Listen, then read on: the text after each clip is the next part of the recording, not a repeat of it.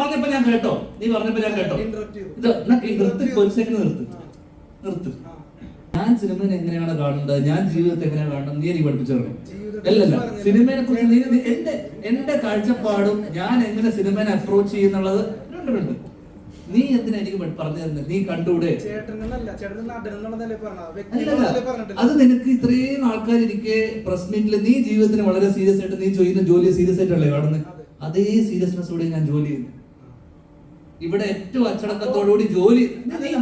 Cinema ഇപ്പോ ഒരു വലിയ പ്രതിസന്ധിയിലൂടെയാണ് കടന്നു പോകുന്നത് എന്നുള്ള വാർത്തകളാണ് ഞങ്ങൾ എല്ലാവരും കണ്ടുകൊണ്ടിരിക്കുന്നത്. ഉടനെ സമരം വരും അങ്ങനെയൊക്കെ. അപ്പൊ അത്തരത്തിലൊരു സാഹചര്യത്തിലാണ് കുത്തൊഴുക്ക് പോലെ ധ്യാൻ ചേട്ടന്റെ പടങ്ങള് വരുന്നത്. അല്ലല്ല, ചോദ്യം അതെ. അപ്പൊ ഞാൻ പറയുന്നത്, ധ്യാൻ ചേട്ടന്റെ കഴിഞ്ഞ ദിവസത്തെ ഒരു റീല് കണ്ടായിരുന്നു. അതില് ധ്യാൻ ചേട്ടൻ തന്നെ ധ്യാൻ ചേട്ടനെ പടക്കം സ്റ്റാർ എന്നാണ് വിശേഷിപ്പിക്കുന്നത്. അല്ല, ആ റീലിന്റെ കൺസെപ്റ്റ് അതാണ്, ഒരു പടക്കം തോളിലിട്ടുകൊണ്ട് വരുന്നത്. മനസ്സിലാകുന്നത്. അപ്പൊ ഒരു പടത്തിനെ ശരിക്കും ഡീമോട്ടിവേറ്റ് ചെയ്യല്ലേ ചെയ്യുന്നത്. ഞങ്ങൾ എത്ര പ്രൊമോട്ട് ചെയ്യാലോ കേറുമോ? നിങ്ങളോ? ഞങ്ങള് മീഡിയ ടീം. നിങ്ങൾ കാരണം എത്ര പടം എന്റെ ഓടി. ചേട്ടാ ചേട്ടാ ചേട്ടാ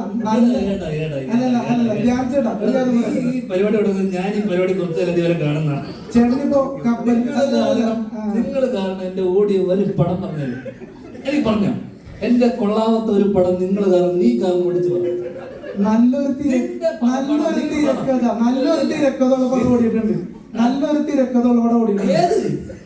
ചേട്ടൻ ഏത് നല്ല തിരക്കഥ പൊട്ടിയ പടം പറ, പൊട്ടിയ പടം പറ. നീ തോറ്റു പോയിന്റെ മുന്നിൽ. ഇല്ലില്ല, തോറ്റു പോലെ. ചേട്ടാ ചേട്ടാ കപ്പൽ മുതലാളി ഇപ്പൊ 21 ഗ്രാംസ് പറഞ്ഞു. അല്ലല്ല, കപ്പൽ മുതലാളി ഞാൻ പറയട്ടെ, നിങ്ങളുടെ വിഷയത്തിൽ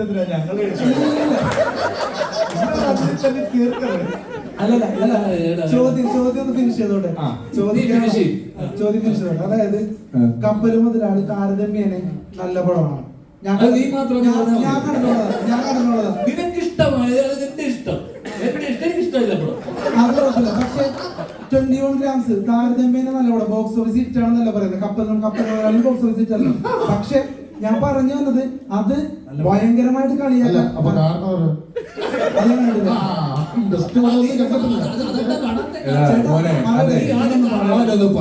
ഒന്ന് പറയട്ടെ, ഞങ്ങളുടെ പോയിന്റ് ഒന്ന് കേക്ക്. എന്റെ പോയിന്റ് കാരണം ഇപ്പൊ തന്നെ ഞാൻ പറയാം.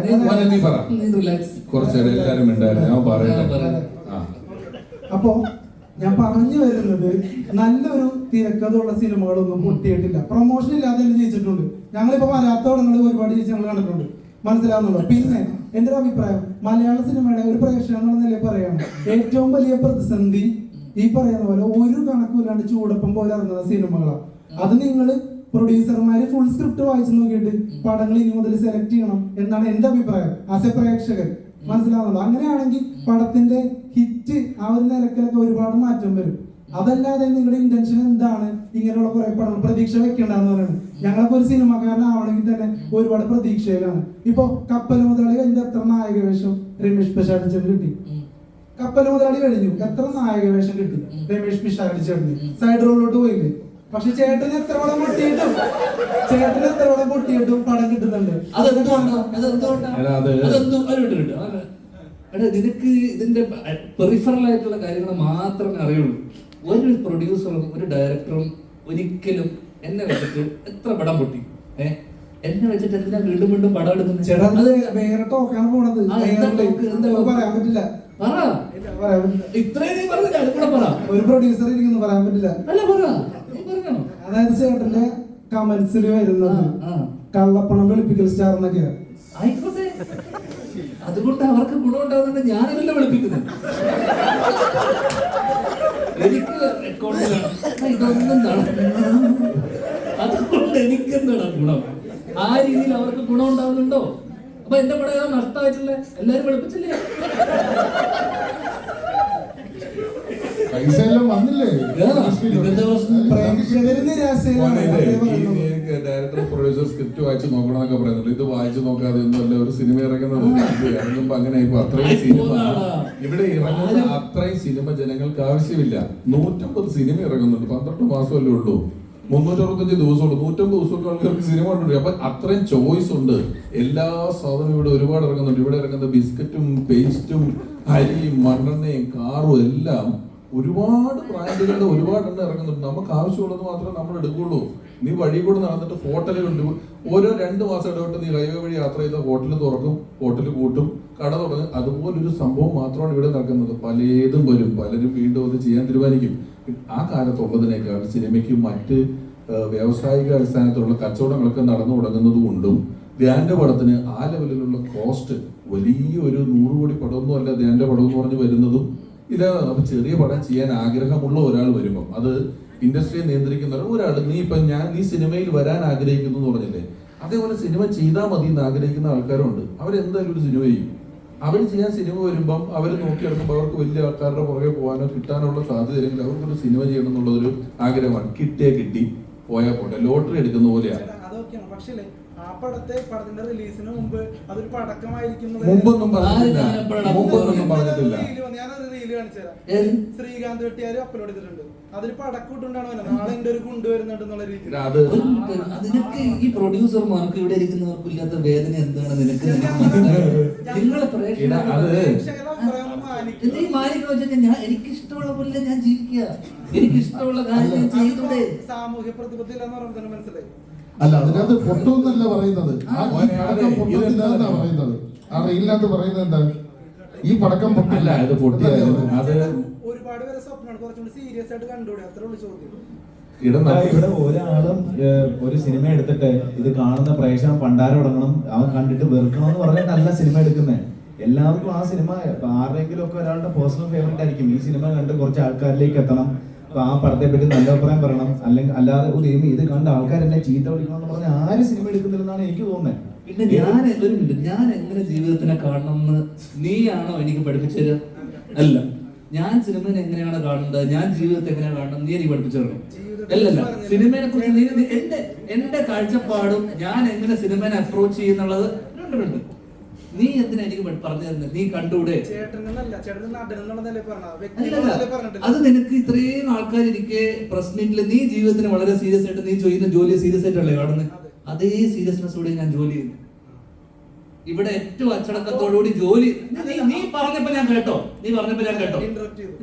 നിർത്ത്, ഒരു സെക്കൻഡ് നിർത്ത്. നീ ഒരു വാഗ്വാദത്തിന് വന്നല്ലോ, അല്ലല്ലോ. നീ പറഞ്ഞേക്ക്, ആവശ്യമില്ലാത്ത ചോദ്യം. നീ ചെയ്ത പോലെ തന്നെ അവന് ഇതായിട്ട് ചോദിക്കണം.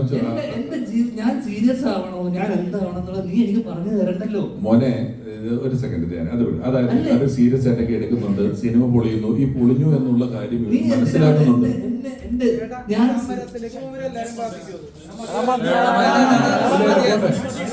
മോനെ, സമരത്തിലേക്ക് പോകണമെന്ന് ഞങ്ങളല്ല. അവന്റെ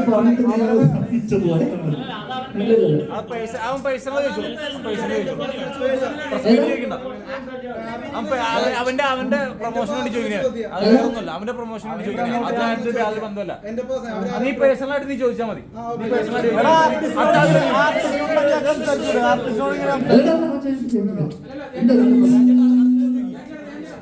ഇത് കഴിഞ്ഞിട്ട് നമുക്ക് ഇരുന്ന് സംസാരിക്കാം. ഇത് നല്ലൊരു കോമഡി സിനിമ, ഇത് സീരിയസ് സിനിമ ഒന്നുമല്ല. അതിനനുസരിച്ച്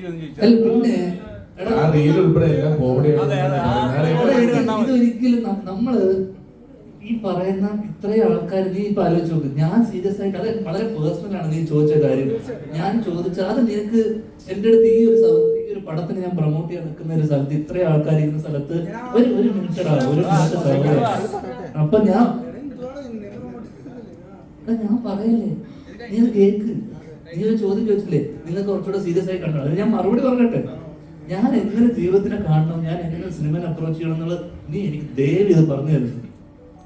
ഒരിക്കലും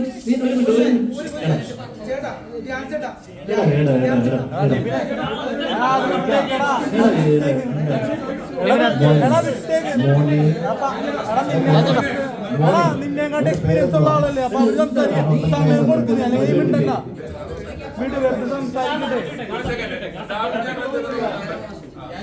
മോന്റെ പേരെന്തുവാ? വേണ്ട അല്ല, ഏത് ചാനലാ? അതും വേണ്ടല്ലേ? പക്ഷെ എനിക്കിപ്പോ നല്ലൊരു അറിവ് കിട്ടിയപ്പം ഞാന് അല്ലല്ലേ 40 വർഷമായി. ഓക്കെ, അത് അഡ്വർടൈസ്മെന്റ് ആയല്ലോ ഇപ്പം. അതാണ് അവന്റെ ഞാൻ ചോദിക്കാൻ പോകുന്ന ചോദ്യം, മോൻ പറഞ്ഞു കള്ളപ്പണം വെളുപ്പിക്കാനാണ് സിനിമ എടുക്കുന്നത്. അല്ല, യൂട്യൂബില് താഴെ ഇടുന്ന കമന്റ് വെച്ചിട്ടാണോ നീ പറയാ കള്ളപ്പണം പഠിപ്പിക്കുന്ന കാര്യം? നിനക്ക് എന്ത് അടിസ്ഥാനം ഉണ്ടായിരുന്നു പറയാൻ? എന്ത് പ്രൂഫ് ഉണ്ട്? എന്ത് പ്രൂഫ് ഉണ്ട് നീ പറയുന്നതിന്? നീ താഴെ യൂട്യൂബിൽ കമന്റ് ഇടുന്ന ആൾക്കാരാണ് പറഞ്ഞിട്ടല്ലേ? നിനക്ക് എന്തെന്ന് അറിയാമോ ഇതിനെ കുറിച്ച്, സിനിമയെ കുറിച്ച്? അപ്പൊ മിണ്ടരുത്. ആവശ്യമില്ല. നമ്മളൊരു സ്ഥലത്ത് വരുമ്പോ ഞാൻ ഇവരൊക്കെ എത്ര കാലമായി കാണുന്നത് അറിയാമോ? അൺപ്ലസന്റ് ആയിട്ടുള്ള ഒഫെൻസീവ് ആയിട്ടുള്ള ചോദ്യങ്ങൾ ചോദിക്കുന്നത് നിർത്തുക.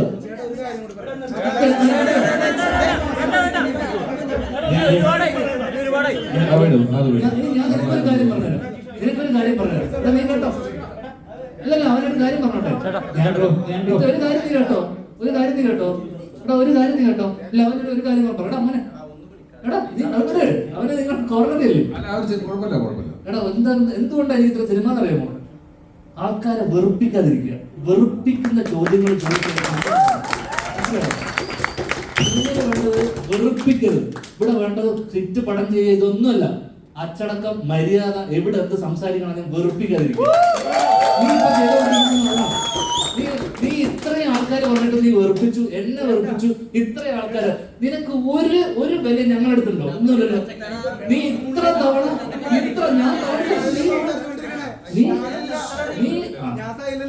ഞാൻ കുഴപ്പമില്ല. ഇതിനെയും അതിന്റേതായ രസത്തിൽ തന്നെ എടുത്താൽ മതി. കുഴപ്പമില്ല എന്ന് ചോദിച്ചു. എന്നോട് എനിക്ക് ഉത്തരം പറയാനില്ല.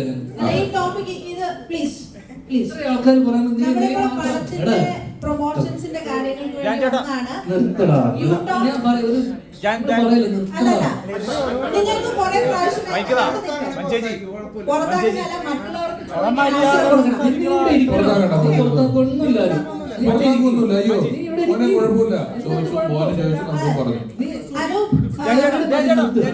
ക്വസ്റ്റ്യൻസ് വരുന്നു. പ്ലീസ്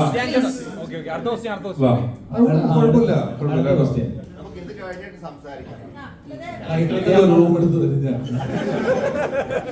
ഞാൻ റിയൽ ലൈഫിൽ നടന്ന സംഭവം അതിൽ നടന്ന അതേ ക്യാരക്ടേഴ്സ് തന്നെയാണോ, ആ ക്യാരക്ടർ തന്നെയാണോ സിനിമാറ്റിക് ആയിട്ട് എന്തെങ്കിലും എൻഹാൻസ് ചെയ്തിട്ടുണ്ടോ റൈറ്റിംഗ് വൈസ്? സിനിമാറ്റിക് ആയിട്ട് സ്വാഭാവികമായിട്ടും ചില സാധനങ്ങൾ എൻഹാൻസ് ചെയ്തിട്ടുണ്ട്. കാരണം ഞാനിപ്പം അതിന്റെ ഡയലോഗ്സും കാരണം എനിക്ക് ഇൻസിഡന്റ് മാത്രമേ അറിയുള്ളൂ. അപ്പം സ്വാഭാവികമായിട്ട് അന്ന് നടന്ന കാര്യങ്ങൾ, അവർക്കിടയിലുള്ള കോൺവെർസേഷൻ, ഡയലോഗ്സ് ഒന്നും നമുക്ക് കൃത്യമായിട്ടുള്ളൊരു ഐഡിയ ഇല്ല. അപ്പൊ ഈ ഇൻസിഡന്റ് അറിയാവുന്നതുകൊണ്ട് തന്നെ പിന്നെ പ്രത്യേകിച്ച് കാരണം ഇതിനെ നമുക്ക് രണ്ട് രീതിയിൽ ട്രീറ്റ് ചെയ്യാം. ഭയങ്കര റിയൽ സ്പേസിൽ ട്രീറ്റ് ചെയ്യാം. കാരണം നടന്നൊരു കഥയായതുകൊണ്ട് തന്നെ ഭയങ്കര റിയലിസ്റ്റിക് ആയിട്ട് ഭയങ്കര റിയൽ സ്പേസിൽ ട്രീറ്റ് ചെയ്യാം. നമ്മൾ വളരെ സിനിമാറ്റിക് ആയിട്ടും സെറ്റാരിക്കലായിട്ടും കോമിക്കലും ആയിട്ടാണ് ട്രീറ്റ് ചെയ്തിട്ടുള്ളത്. വളരെ സീരിയസ് ആയിട്ടുള്ള വിഷയത്തിനെ പോലും അത് ആൾക്കാർക്ക് എന്റർടൈനിങ് ആവണമെങ്കിൽ കുറച്ച് തമാശ കലർത്തി പറഞ്ഞാൽ മാത്രമേ അതിൽ രസം ഉണ്ടാകുന്ന രീതിയിൽ ആണ് ഇതിനെ അവതരിപ്പിച്ചിട്ടുള്ളത്. അതുകൊണ്ട് സിനിമാറ്റിക് ആണ് ഒരു പരിധി വരെ. ഒരു നല്ലോണം ഹ്യൂമർ കൈകാര്യം ചെയ്യുന്ന അല്ലെങ്കിൽ ഞാൻ എന്ന് പറഞ്ഞ ആക്ടർ മലയാളികൾക്ക് ഫേവറേറ്റ് തന്നെയാണ്. അതുകൊണ്ടാണ് ഞാൻ ചേട്ടൻ ഇത്ര കൂളായിട്ട് നിൽക്കുന്നത്, ഞങ്ങളോട് ഇടപെടുന്നത്. അത് ഞങ്ങള് ഇവന് മാത്രം അത് മനസ്സിലാക്കില്ല.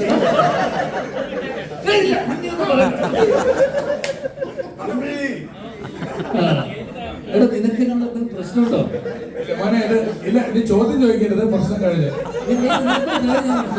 ഇത്രയും സ്വാതന്ത്ര്യത്തിൽ നിനക്ക് ഒരാളോട് സംസാരിക്കാൻ പറ്റുന്നത് ഞാൻ ഈ ഇൻഡസ്ട്രിയിൽ ഞാൻ മാത്രമായിരിക്കും. അല്ലെങ്കിലല്ലേ നീ ഫസ്റ്റ് ചോദ്യത്തിലല്ലേ നിന്നെ പുറത്താക്കി. നീ ഒരിക്കലും ഇവിടെ മോന്റെ ജോലിയിൽ പഠിച്ചു വരികയാണ്.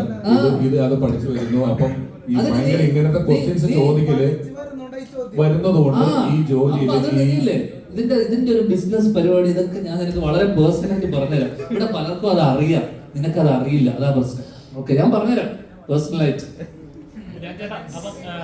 ഏറ്റവും പറഞ്ഞ സ്വന്തം സിനിമ പൊട്ടിയെന്ന് അഡ്മിറ്റ് ചെയ്യുന്നുണ്ടല്ലോ, അതൊരു വലിയ മനസ്സാണ്. സീരിയസ് ആയിട്ട് പറഞ്ഞാൽ ഞാൻ ചോദിച്ചതല്ലേ, സിനിമ പൊട്ടിയാല് പലരും അത് പൊട്ടിയില്ല, മറ്റേതാണ് വിജയമാണ്, അങ്ങനെയൊന്നും പറയുന്നില്ല. നമ്മളത് പൊട്ടി മോശമായി അഡ്മിറ്റ് ചെയ്തു. നിങ്ങൾക്ക് സിനിമ സീരിയസ് ആയിട്ട് കണ്ടുകൂടെ എന്ന് ചോദിക്കുമ്പോ ഞാൻ സിനിമ സീരിയസ് ആയിട്ട് കാണാത്തതല്ലോ. ഞാൻ വളരെ സീരിയസ് ആയിട്ട്. നീ ഒരാളെ മാത്രം സീരിയസ് ആയിട്ട് എന്താ കാര്യം? പ്രൊഡ്യൂസർ കാണണ്ടേ? ഇതിന്റെ പ്രൊഡ്യൂസർ, ഡയറക്ടർ, ഇവരൊക്കെ സീരിയസ് ആയിട്ട്. നമ്മുടെ ആക്ടേഴ്സ് എന്താണെന്നറിയാമോ? നമ്മുടെ ടൂളാണ്. നമ്മൾ എന്നെ ഉപയോഗിച്ച് വർഷങ്ങൾക്ക് ശേഷം നമ്മൾ സിനിമ ചെയ്തു. അതിന് ഞാൻ അത്യാവശ്യം എനിക്ക് അഭിനയിച്ചിട്ടില്ലേ? ആ പടം ഓടിയില്ലേ?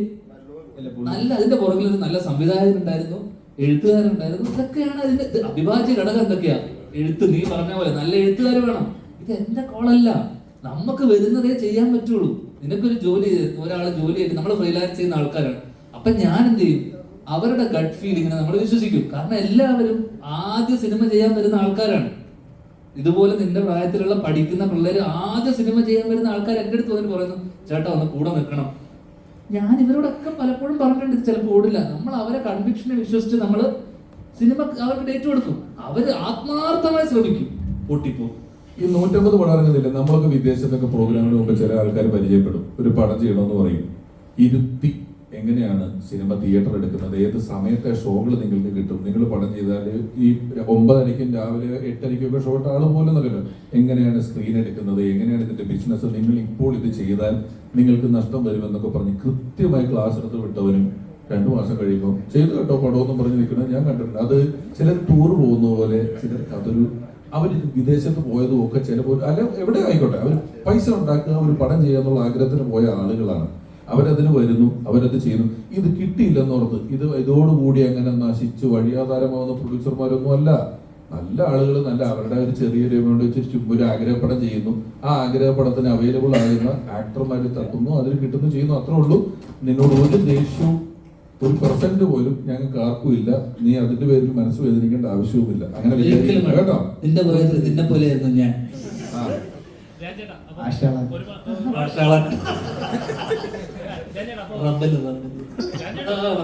ഒരുപാട് ചിത്രങ്ങൾ ഇറങ്ങുന്നുണ്ട്. അപ്പം ഈ പറഞ്ഞ കുറച്ച് മുമ്പേ ഒരു പോസ്റ്റ് വന്നായിരുന്നു രമേശ് ചെന്നിത്തലയുടെ. കാരണം ഒരു കുട്ടികളുടെ ഇടയിലും യുവാക്കളുടെ ഇടയിലും വയലൻസ് ഉള്ള ചിത്രങ്ങൾ ഉപയോഗിക്കുന്ന ചിത്രങ്ങൾ കൂടി വരുന്നുണ്ട്, അത് ഇൻഫ്ലുവൻസ് ചെയ്യുന്നുണ്ട്. അപ്പൊ ശരിക്കും പറയുന്നത് അവരുടെ ഹ്യൂമറുള്ള ഫാമിലി ഓറിയന്റഡ് ചിത്രങ്ങളല്ലേ ഇച്ചിലൂടെ തിയേറ്ററിൽ ഓടേണ്ടത്? എടാ അത് ഇത് എങ്ങനെ മാനസികമായിട്ട് ഇവരെ ഇൻഫ്ലുവൻസ് ചെയ്യുന്നത് ചോദിച്ചു കഴിഞ്ഞാൽ നമുക്കത് ഇത് പേഴ്സൺ ടു പേഴ്സൺ അല്ലേ. ഇപ്പൊ നമ്മളൊരു സിനിമ മാർക്ക് കൊണ്ടിട്ട് നമ്മൾ ആരും പോയിട്ട് ഇതുപോലത്തെ കാര്യങ്ങൾ ചെയ്യില്ല. ഇത് ഡിപ്പെൻസ് ഓൺ അവരുടെ ചൈൽഡ്ഹുഡ്, അവരുടെ ഇത്തരത്തിലുള്ള അവരുടെ സ്കൂളിംഗ്, ഇതിനെയൊക്കെ അടിസ്ഥാനപരമായി ഇതൊക്കെ അപ്ബ്രിങ്ങിങ്ങിന് അനുസരിച്ചിരിക്കും. മനസ്സിലായി? അവർക്കുണ്ടായിട്ടുള്ള ട്രോമകൾ അവരുടെ അനുസരിച്ചിരിക്കും. ഇതൊക്കെ സിനിമക്ക് ഒരു പരിധി കൂടുതലൊന്നും ഇൻഫ്ലുവൻസ് ചെയ്യാൻ പറ്റുന്ന എനിക്ക് തോന്നുന്നില്ല. ഇൻഫ്ലുവൻസ് ഉണ്ട്, ഇല്ല എന്നല്ല. പക്ഷെ അൾട്ടിമേറ്റ്ലി ആ വളർന്നു വരുന്ന ആ ചെറുപ്പക്കാരന്റെ അപ്ബ്രിങ്ങിങ്ങും കുട്ടിക്കാലം അല്ലെങ്കിൽ അയാളുടെ അഡോളസെന്റിൽ അയാൾ കാണുന്ന ചുറ്റുമുള്ള ആൾക്കാർ, അപ്പൊ എല്ലാ സാധനം ഇൻഫ്ലുവൻസ് ചെയ്യും.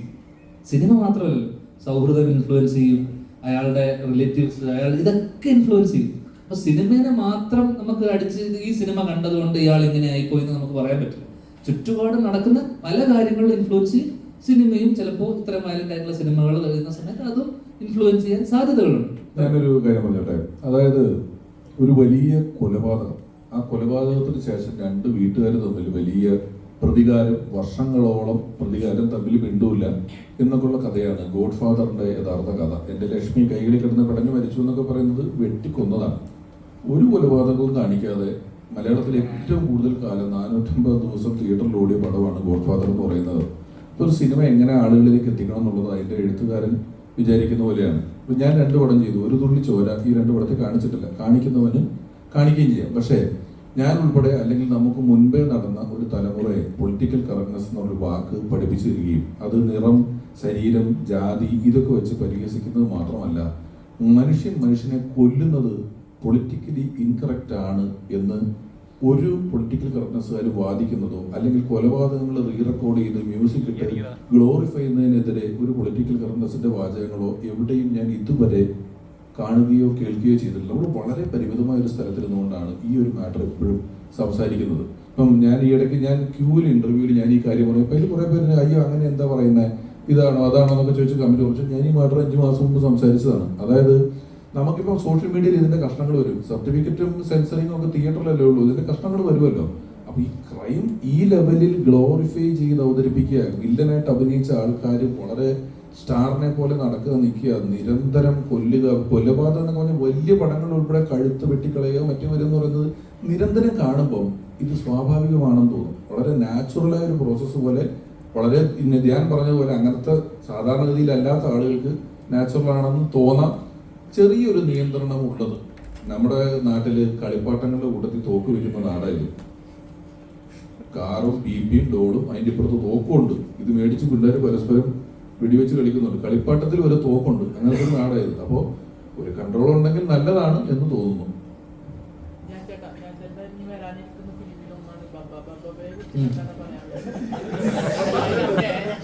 സോഷ്യൽ മീഡിയയിൽ ഭയങ്കരമായിട്ട് ഹൈപ്പ് വരുന്നുണ്ട്.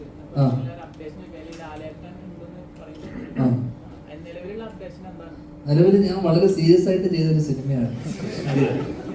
അതേപോലെ തന്നെ വിനീതേട്ടന്റെ ഒരു പോസ്റ്റർ ഇറങ്ങിയിട്ടുണ്ടായിരുന്നു.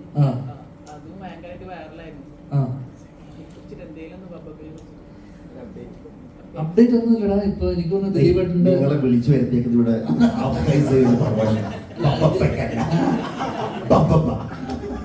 ധ്യാൻ ചേട്ടാ, ഈ ആപ്കൈസോ ധ്യാൻ ചേട്ടന്റെ ട്രൂ സ്റ്റോറിയാന്ന് പറയുന്നുണ്ടല്ലോ.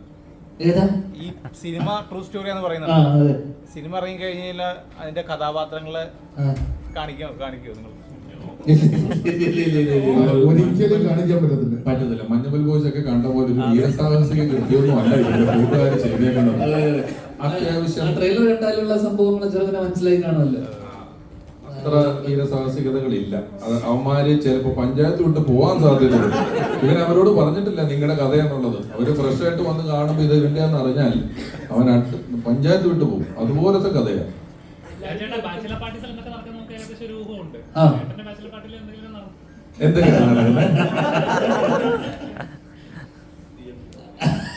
ഇല്ലല്ല, എനിക്കങ്ങനെ ഒരു ബാച്ചിലർ പാർട്ടി ഇല്ലായിരുന്നു. കാരണം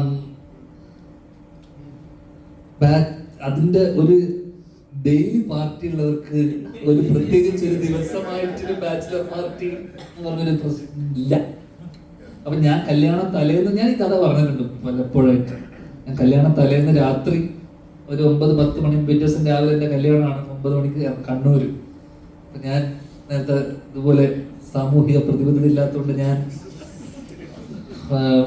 അളിയുണ്ടായിരുന്നല്ലേ, ഞാൻ ബാത്റൂമിൽ നിന്ന് ചീട്ട് കളിച്ചോണ്ടിരിക്കുകയാണ്. അല്ല അളിയുണ്ടായിരുന്നു. ചീട്ട് കളിക്കുന്നു. പിറ്റേ ദിവസം രാവിലെ ഞാൻ എറണാകുളത്താണ്. 10:30 മണിക്ക് രാവിലെ എൻ്റെ കല്യാണം. രാത്രി 9-9:30 വരെ ഞാൻ എറണാകുളത്ത് ബാത്റൂമിൽ നിന്ന് മത്സരിച്ച് ചീട്ട് കളിക്കും. അങ്ങനെ ആരോ വന്നിട്ട് എന്നോട് ചോദിച്ചു പോണ്ടേന്ന് ചോദിച്ചു.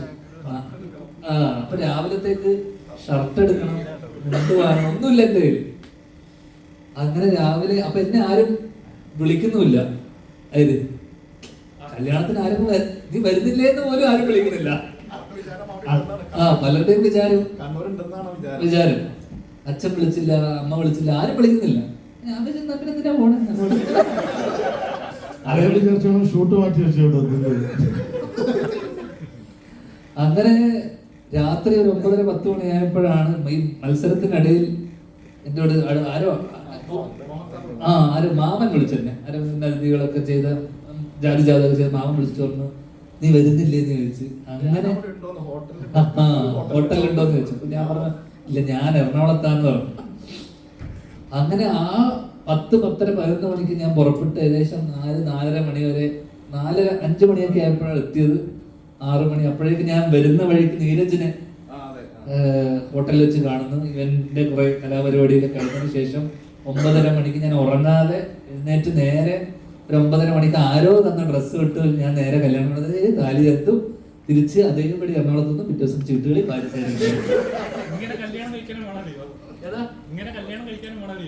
പിന്നെ അല്ല വർഷങ്ങളായിട്ടുള്ള ഒരു സൗഹൃദം ഉള്ളത് കൊണ്ട് പുള്ളിക്കാരിക്ക് നമ്മുടെ ദൈനംദിന ജീവിതത്തിന്റെ പരിപാടിയൊക്കെ അന്ന് ഇപ്പൊ അതൊക്കെ നിർത്തി. ഇന്ന് സൂപ്പിലിടും മാത്രം.